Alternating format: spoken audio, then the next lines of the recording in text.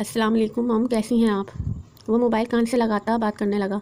शानज़े बेदिली से फ्रूट खाती बहुत गौर से इसके चेहरे के उतार चढ़ाव का जायज़ा ले रही थी। मॉम, शानज़े के आखिरी दिन चल रहे हैं, ऐसी हालत में अकेले नहीं छोड़ सकता। सॉरी, मैं नहीं जा सकता। आप चली जाएं, मैं आपकी फ़्लाइट बुक करवा देता हूँ। इसकी बात पर शानज़े चौंक उठी। कहाँ जाने की बात हो रही थी। मज़ीद 2 मिनट बात करने के बाद वो मोबाइल रखता शानज़े की तरफ आया। अभी तक प्लेट आधी भी नहीं हुई। वो खफ्तगी से कहता प्लेट इसके हाथ से लेता, फिर इसे खुद खिलाने लगा। कहाँ जाने का बोल रही है मॉम। वो दिल में खलबली मचाता हुआ सवाल सामान पे ले ही आई। रायना आउट ऑफ कंट्री है, अपने माँ बाप के पास। आज सुबह इसका एक्सीडेंट हुआ है और इसकी टांग और कमर पर काफ़ी गहरी चोटें आई हैं। मॉम मुझे साथ चलने का कह रही थी। वो फोक की मदद से आम का टुकड़ा इसके मुंह में डालता नॉर्मल अंदाज में इसे बता गया। आपको जाना चाहिए गाज़ान, आपकी बीवी है वो। इस हालत में उसे आपकी ज़रूरत होगी। ऐसे भी यहाँ मेरे पास साबरा मौजूद होती है। धड़कते दिल पर काबू पाती वो बज़ाहिर लापरवाही से बोली तो गाज़ान का चेहरा सपाट हुआ। मेरी जान, आप बस अपनी और हमारे बेबी की सेहत पर तवज्जो दें। बाकी सब कैसे हैंडल करना है ये मुझ पर छोड़ दें। संजीदगी से कहता वो इसके करीब से उठ गया तो शान से परेशान हो उठी। वो कब ऐसे संजीदा होता था। वो सोफे पर बैठकर लैपटॉप पर काम करने लगा। चेहरे के तासुरात बिगड़े हुए मालूम हो रहे थे। शान से नींद दराज होती उसे मुसलसल देखी जा रही थी। वो जब इसके करीब होता था तो कुछ ना कुछ बोलता ही रहता था और शान से ही ये बात जानती थी कि किस कदर सुकून मिलता था उसे सुनते हुए। अब वो यूँ खफा और खामोश बैठा था तो शानज़े को बेचैनी होने लगी। कुछ लोग ऐसे होते हैं हमारी ज़िंदगी में जिनकी सिर्फ बोलने रहने से ही सुकून मिलता है। ऐसा सुकून जिसके लिए ज़िंदगी लुटाई जा सकती है, सांसें भुलाई जा सकती हैं। गाज़ान सिकंदर को देखते शानज़े जलाल के दिल में साख्ता ये एतराफ़ किया था। अचानक होते कमर दर्द की वजह से बेसाख्ता इसके लबों से सिसकी बरामद हुई थी। तकलीफ़ की लहर पूरे जिस्म में फैली थी। वो कोहनी के बल होती हुई करवट बदलने की कोशिश करने लगी। गाज़ान जो इसको यूँ तकलीफ़ से सिसकी भरने पर चौंका था, इसे करवट लेने की कोशिश करते देखकर तेज़ी से उठकर इसकी तरफ लपका और इसे करवट बदलने में मदद करने लगा। शानी, आप ठीक हैं? कहाँ दर्द हो रहा है? डॉक्टर के पास चलें। वो इसकी आंखों फिसलते आंसुओं पर बेचैन होता इसके आंसू अपने लबों से चुनता इस्तफसार करने लगा। जाएं, अभी भी मुंह बनाकर वहाँ बैठ जाएं और अपना काम करें। वो गुस्से से इसका हाथ पीछे करती बोली तो गाज़ान आंखें फैला गया। मूड स्विंग्स की वजह से इसके मूड्स का पता नहीं चलता था। अब तो गाज़ान को बीवियों वाले नखरे और नाराज़गियाँ भी दिखाने लगी थी जिन पर वो पूले नहीं समा रहा था, मगर इस वक्त अपनी गलती ढूंढने से भी उसे नज़र नहीं आ रही थी। शानी, नाराज़ बाद में हो जाइएगा प्लीज़, पहले मुझे बताएं कहाँ दर्द है। अस्पताल जाने की ज़रूरत तो नहीं है? वो बेहद परेशानी से बोलता इसके चेहरे पर बिखरे बाल हटाकर पूछने लगा। नहीं, कमर में थोड़ी दर्द है बस, मैं ठीक हूँ, आप जाएं। अंदाज़ो अल्फाज में नाराज़गी झुमकी तू थी। गाज़ान मुस्कुराहट छुपा गया। काश इसे बता सकता, इसे रब डालती खफा होती पूरी बीवी लग रही थी। वो झुककर इसके कांधे पर लब रखता धीरे धीरे इसकी कमर दबाने लगा। एक हाथ से इसके बालों को सहलाता रहा, जब दूसरे हाथ से नरमी से इसकी कमर दबा रहा था। शानज़े के वजूद में सुकून उतरने लगा।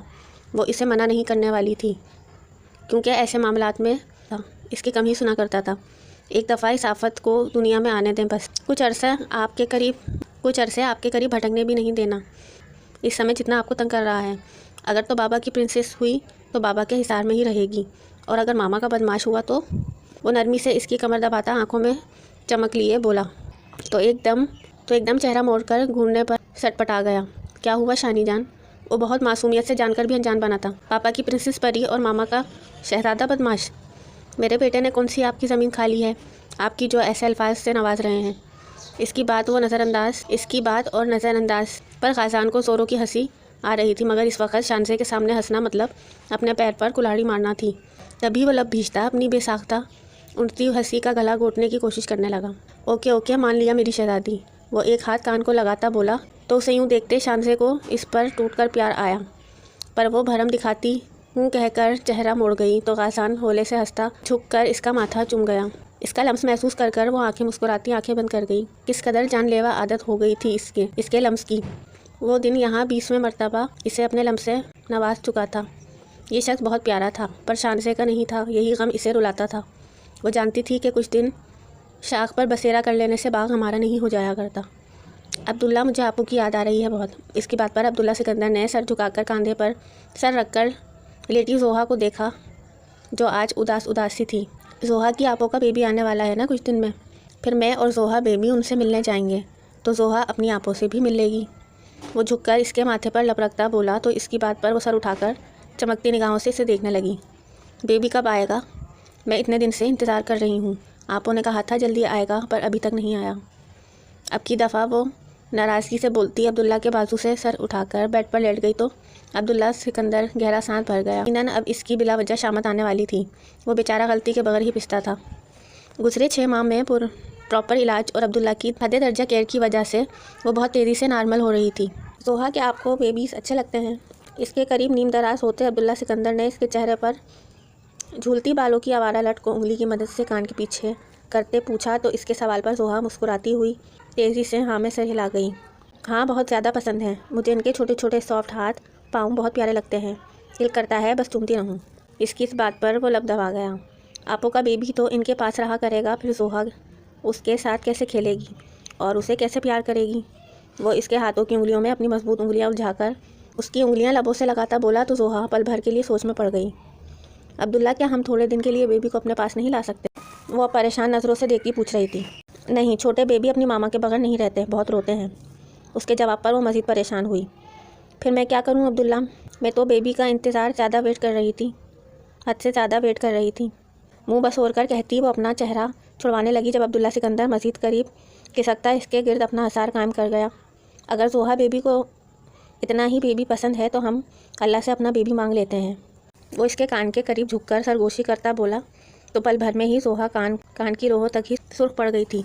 शांसे की बातें तेज़ी से दिमाग में गूंजती थीं, जो आजकल ज़ोरों शोर से इसे अपने मियाँ बीवी के हुकूक को फ़राइज़ समझाने के मिशन पर लगी हुई थी। पता नहीं मुझे, लहरती आवाज़ में कहती वो इसके सीने पर दोनों हाथ जमाकर इसे पीछे धकेलने की कोशिश करती। पर अब ऐसा मुमकिन कहाँ था जब अब्दुल्ला सिकंदर के दिल की बात ज़बान पर आ चुकी थी। पर मुझे तो बहुत अच्छे से पता है और मैं चाहता हूँ आपको भी पता चल जाए और आप संजीदगी से इस पर सोचें। इसके अल्फाज से जोहा के वजूद में जैसे सनसनी सी दौड़ गई। इससे पहले वो मज़ीद बात को बढ़ाता राबिया सिकंदर की काल पर वो इसे नरमी से अपने इशारे से आज़ाद कर गया, जो अगले ही पल नज़रों से ओझल हुई थी। इसकी तेज़ी देखते अब्दुल्ला सिकंदर चेहरा झुकाकर हंस दिया। वो एक अदा से साड़ी का पल्लू संभालती मखसूस टेबल की तरफ बढ़ने लगी, जब सामने नज़र पड़ते ही टिटक गई। पहले आंखों में बेयकीनी लहर आई, फिर ना समझी, फिर तैश। अगले ही पल वो जब्त करती इस टेबल की तरफ बढ़ी। जल्दी से फिनिश करें, फिर हमें शॉपिंग के लिए भी जाना है। मैं सोच रहा था हम खास भाई और शानसे भाभी के बेबी के लिए शॉपिंग कर लेते हैं। आज क्या ख्याल है? टेबल के करीब पहुंचकर अपने छोटे और लाडले बेटे की लाड भरी आवाज़ सुनते वो लब भींचकर इसके कंधे पर हाथ धर गई। अपने कंधे पर किसी का लम्स महसूस करते अब्दुल्ला सिकंदर ने चौंक कर गर्दन घुमाई तो राबिया सिकंदर को देखते अगले ही पल अपनी जगह से उठ खड़ा हुआ। अरे मॉम, आप यहाँ? What a pleasant surprise. आए ना हमें ज्वाइन करें। वो इनके गले लगता खुशी से बोला, जबकि उसे देखते जोहा भी अपनी जगह से उठ गई। जोहा, ये मेरी मामा है और मॉम ये जोहा है। वो जोहा के पहलू में खड़े होते इसे अपने सार में लेकर राबिया सिकंदर से इसका तारुफ करवाने लगा। और ये लड़की तुम्हारे साथ क्या कर रही है अब्दुल्ला? तुम कब से पेशेंट्स को डिनर करवाने 5 स्टार होटल्स में लाने लगे? राबिया सिकंदर इसकी बात पर इग्नोर करती सख्त सवाल दाग गई। जोहा नासमझी से दोनों को ही देख रही थी। ये जोहा है मॉम, जोहा अब्दुल्ला सिकंदर। वो जोहा के कांधों के गिर्द हसार कायम करता नरमी से इसकी तरफ देखता इसका पूरा तारुफ करवा गया, जिस पर राबिया सिकंदर बेयकीनी के समंदर में डूब गई। तुमने यहाँ भी वही किया ना अब्दुल्ला, जो तुम हमेशा से करते आए हो, अपनी मनमानी। मैं तो ये भी नहीं कह सकती कि तुम मजाक कर रहे हो, क्योंकि तुमने कभी इस काबिल भी नहीं समझा मुझे। अगर तुम्हें शादी करनी भी थी, तुम्हें ये पागल और जाहिल लड़की ही मिली थी। वो चीख नहीं रही थी क्योंकि ये इनका अंदाज था, पर इनके अल्फाज अब्दुल्ला की आंखें सुर्ख पड़ने लगीं। अपने लिए ऐसे अल्फाज सुनकर जोहा लब भींच गई। इतनी भी नासमझ नहीं थी कि ऐसे अल्फाज और इनकी झलकती नागवारी ना पहचान पाती। मॉम, ये मेरी बीवी है, मिसेस अब्दुल्ला सिकंदर, और यही इसकी पहचान है। मुझे बिल्कुल भी अच्छा नहीं लगा आपने ऐसे अल्फाज इस्तेमाल किए मेरी बीवी के लिए। आपने मेरी बीवी की नहीं बल्कि मेरी इंसल्ट की है। पब्लिक प्लेस पर मुझे कोई सीन क्रिएट नहीं करना। घर पर मिलकर बात करेंगे। अल्लाह हाफिज़।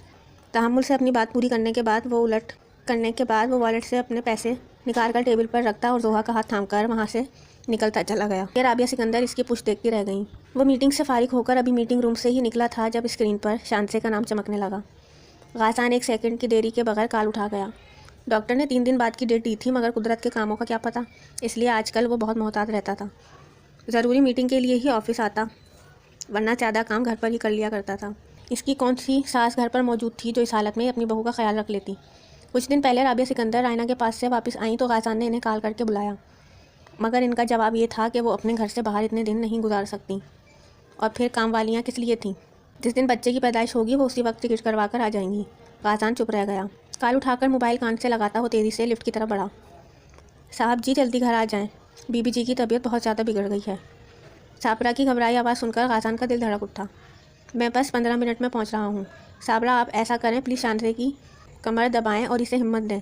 मैं बहुत जल्दी से पहुंचने की कोशिश करता हूँ। वो लिफ्ट में बंद होता उसे हिदायत देने लगा। जी साहब जी, साबरा कहकर कॉल बंद करने लगी जब वो इसे पुकार गया। साबरा मेरी बात करवाएं शानी से आप।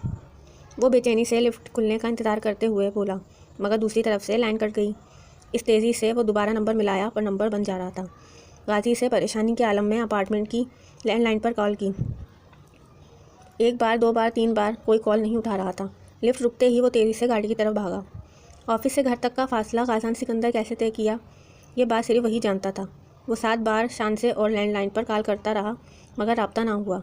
घर पहुंचकर वो तेज़ी से अंदर की तरफ भागा।